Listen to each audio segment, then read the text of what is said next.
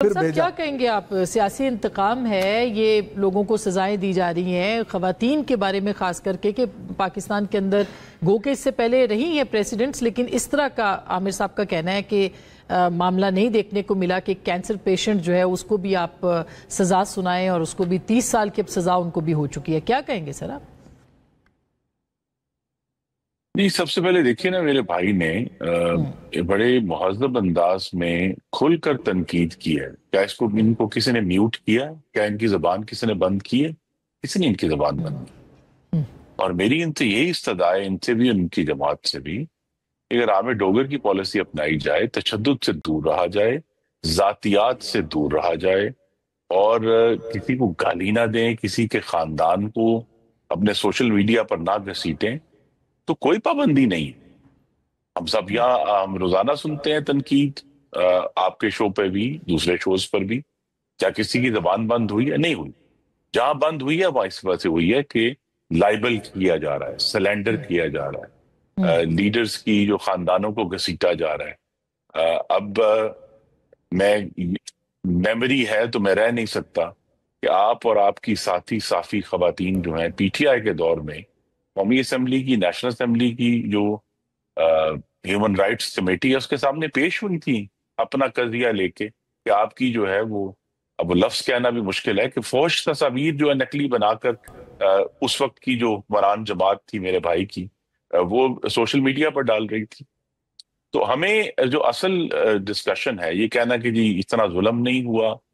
اب اس پہ بھی پاکستان کی تاریخ بڑی واضح ہے کہ مختلف جماعتوں پر مختلف ادوار میں بہت ظلم ہوئے ہیں. اب آپ کہیں کہ جی جو ہے وہ ہمارے قائدین جو تھے وہ جیل میں تھے اور ان کے اوپر بھی ہر قسم کا ظلم ہم نے اپنی آنکھوں سے دیکھا ہے، جس کی نگرانی اس وقت کے وزیر اعظم خود کیا کرتے تھے ٹو میک شور کہ ان کو کسی قسم کی سہولت نہ ملے.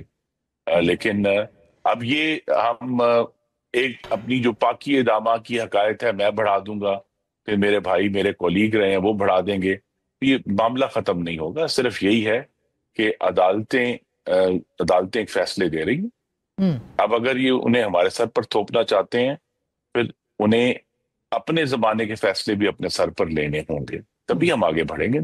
کہ نہ اس وقت اگر ہم کہیں اس وقت کی عدالتیں بہت اچھی تھی، جنہوں نے 22 مہینے حمزہ شہباز کی ضمانت ہی نہیں لی، ان کو ایک پیشی نہیں دی، اور آج کی خراب ہیں.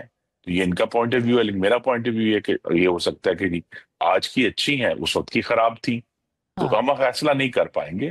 تو اصل طریقہ یہی ہے کہ مگر آپ دیکھیں نا خرم صاحب، جو خواتین کے حوالے سے بات کر رہے ہیں، دیکھیں نا مریم نواز صاحبہ میں خیال ہے 6 یا 8 مہینے جیل میں رہیں، پھر وہ باہر آ گئیں، پھر انہوں نے سیاست بھی کی. تو عامر ڈوگر صاحب یہ کہہ رہے ہیں کم از کم خواتین کے ساتھ جو ہے وہ تو شروع کیا جائے. یہ جو سی بی ایمز کی بات ہو رہی ہے، مریم نواز صاحبہ 2 دفعہ جیل میں گئیں، پہلے ایون فیلڈ والے کیس میں، پھر ان کو دوبارہ 2019 میں گرفتار کیا گیا جب وہ اپنے والد کی رہائی کے لیے نکلی. دوبارہ وہ رہیں، اور آپ کو پتا ہے نیب جیل میں بھی رہیں لاہور میں. تو لیکن میں یہ کہہ رہا ہوں کہ ہم بجائے ایک دوسرے کی جو معاملات ہیں ان کو گھسیٹتے رہیں. یہ ہمیں یہ طریقہ کار وضع کرنا ہے نہیں مگر کہ تشدد، نہیں صحیح بات ہے، مگر خرم صاحب ایک آپ دیکھیں نا حکومت اس کے بارے میں فوش گفتگو کرنی، اگر ہم اس سے رک جائیں گے تو یہ بہت اچھا ہو جائے گا. یعنی آپ کہہ رہے ہیں کہ پہلی شرط یہ ہے سر، آپ یہ کہہ رہے ہیں کہ پہلی شرط یہ ہے کہ کنٹین کیا جائے پاکستان تحریک انصاف کے ان ہاکس کو جو کہ اس طرح کی گفتگو کرتے ہیں. نہیں، آپ یہ کہہ رہے ہیں کہ وہ پہلی شرط یہ ہے، میری پہلی شرط یہ ہے کہ ان کو، بہت اچھی بات ہے پاکستان کے عوام نے سب سے زیادہ 31% ووٹ دیے 2024 میں. ان کا دعویٰ خیر بہت بڑا ہے، لیکن چلیں 31% تو ڈاکیومنٹڈ ہے.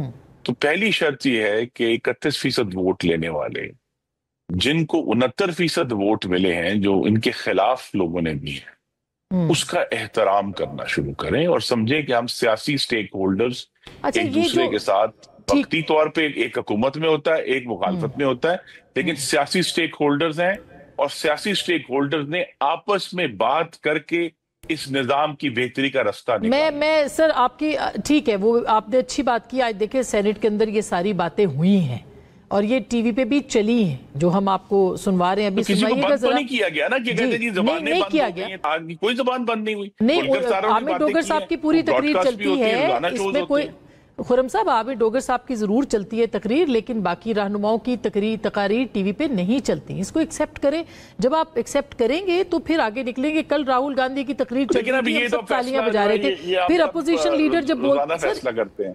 ٹھیک بات ہے. اچھا چلیے ذرا سنوائیے گا. چلے گی, کسی کی نہیں چلے گی.